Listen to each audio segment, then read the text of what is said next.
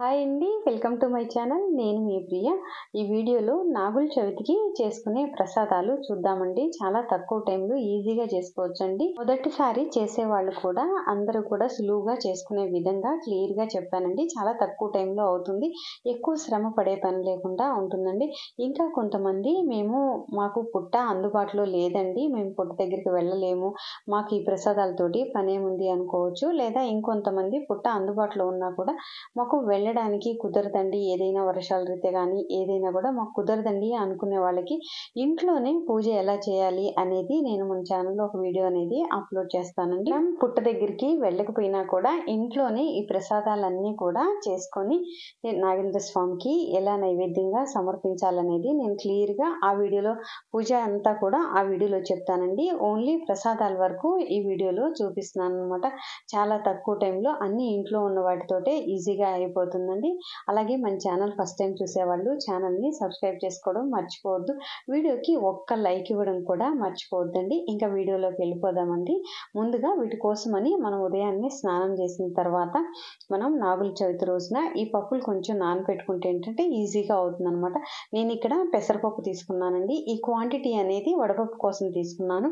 ఈ క్వాంటిటీ అనేది మన ఇష్టం అండి. ఇంట్లో కొంచెం అందరికీ పంచుతాము అనుకుంటే కొంచెం ఎక్కువ నానబెట్టుకోవచ్చు అనమాట. లేదా తక్కువ మంది ఉన్నారు అనుకున్నప్పుడు కొంచెం తక్కువగా నానబెట్టుకోవచ్చు. ఇక్కడ నేను హాఫ్ గ్లాసు పెసరపప్పు నానబెట్టాను. అలాగే పక్కన ఉన్న దాంట్లోవి నేను సజ్జలు నానబెట్టానండి. మనం ఈ సజ్జలు కూడా నానబెట్టిన సజ్జలు అలాగే చలిమిడి కలిపి మనం పుట్టలో పోస్తారనమాట. పుట్టలో వెళ్ళే వాళ్ళైతే పుట్ట దగ్గరికి వెళ్ళే వాళ్ళు అలా పుట్టలో వదులుతారనమాట. ఒకవేళ పుట్ట దగ్గరికి మేము వెళ్ళాం కదండి, అవి మేమేం చేసుకుంటాము అన్న ఇంట్లో కూడా మనం ఎలా వదలాలనేది నేను ఆ వీడియోలో చెప్తానండి.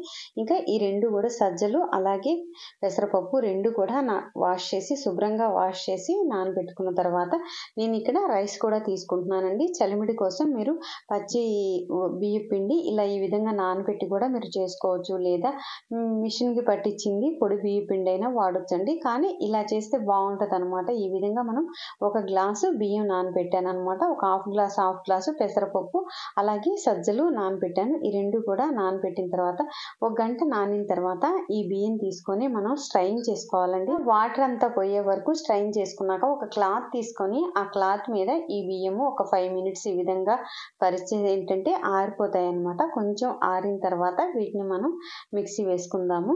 ఈ బియ్యం ఏంటంటే మనం చలిమిడి కోసం చేస్తున్నాం అనమాట. ఇలా బాగా ఆరిపోయిన తర్వాత మనం మిక్సీ జార్ తీసుకొని బాగా మెత్తగా అయ్యేలాగా మనం పిండి పట్టుకోవాలన్నమాట.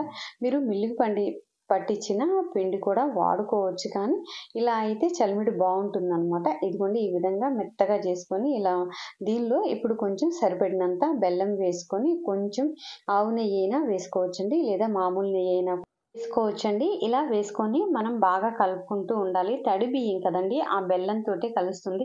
మనం వాటర్ కానీ మిల్క్ కానీ ఇంకా ఏమీ యాడ్ చేసే పని ఉండదన్నమాట. మనం సరిపడినంత బెల్లం వేసినట్లయితే ఏంటంటే మనకి ఆ బెల్లం కలిసే కొంది ఇలా లూజ్గా వచ్చేస్తుంది అనమాట. ఈ విధంగా మనం చలిమిడి అనేది తడి బియ్యం పిండితోటి ఈ విధంగా చేసుకోవచ్చు. ఒకవేళ మేము తడి బియ్యం పిండి కాదండి, పొడి బియ్యం పిండితో కూడా చేసుకోవచ్చండి. ఇంకా మనం ఈ సజ్జలు కూడా నానాయి కదండి, ఇవి కూడా మనం వాటర్ అనేది లేకుండా స్ట్రైనర్లో ఈ విధంగా పోసి ఉంచితే ఏంటంటే వాటర్ అంతా కూడా పోయి వస్తుంది కదా. ఇంక ఇప్పుడు తీసి ఒక బౌల్లో పెట్టుకోవాలన్నమాట. అలాగే మనం పెసరపప్పు కూడా ఇదే విధంగా స్ట్రెయిన్ చేసుకోవాలి. పెసరపప్పు కూడా స్ట్రైనర్లో వేసి పక్కన పెట్టుకొని ఈలోగా మనం నువ్వులు బెల్లము కలిపి చిమ్మిల్లాగా చేసుకుంటాం కదండి, దానికోసం అని చెప్పేసి ఇక్కడ నేను నువ్వులు ఒక కప్పు తీసుకున్నాను.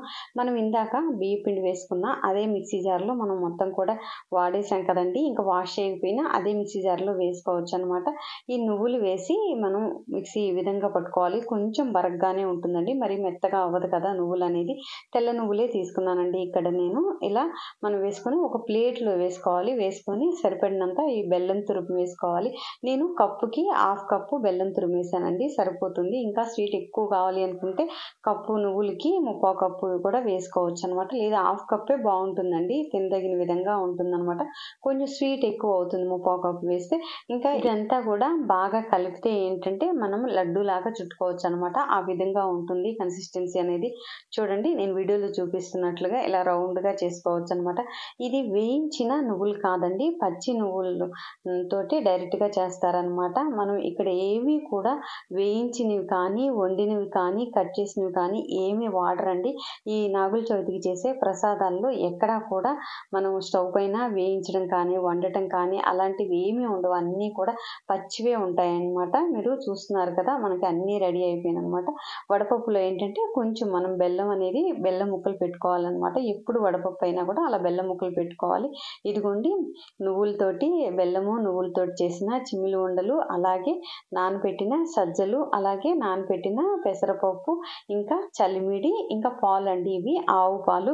మీకు ఆవు పాలు దొరికినట్లయితే మాక్సిమం ఆవు పాలు పెట్టడానికే ట్రై చేయండి. ఒకవేళ ఆవు పాలు కుదరినప్పుడు మాత్రమే మామూలు పాలు కూడా, అది కూడా మీరు కాగబెట్టని పచ్చి పాలు మాత్రమే పెట్టాలన్నమాట. కాగబెట్టిన పాలు మాత్రం అవి కాచి చల్లార్చిన పాలు వాడుకోకూడదండి. పచ్చి పాలే వాడాలి. మీరు ఆవు పాలైనా కూడా మనం అంతే వాడాలన్నమాట. ఇవన్నీ కూడా మనం ఎక్కడా కూడా ఉడకబెట్టినవి, వండినవి కానీ, వేయించినవి మాత్రం నైవేద్యంగా పెట్టమండి. అన్నీ కూడా పచ్చిగా ఉన్నప్పుడు అలాగే చేసి నానబెట్టి ఈ విధంగా చేస్తామన్నమాట.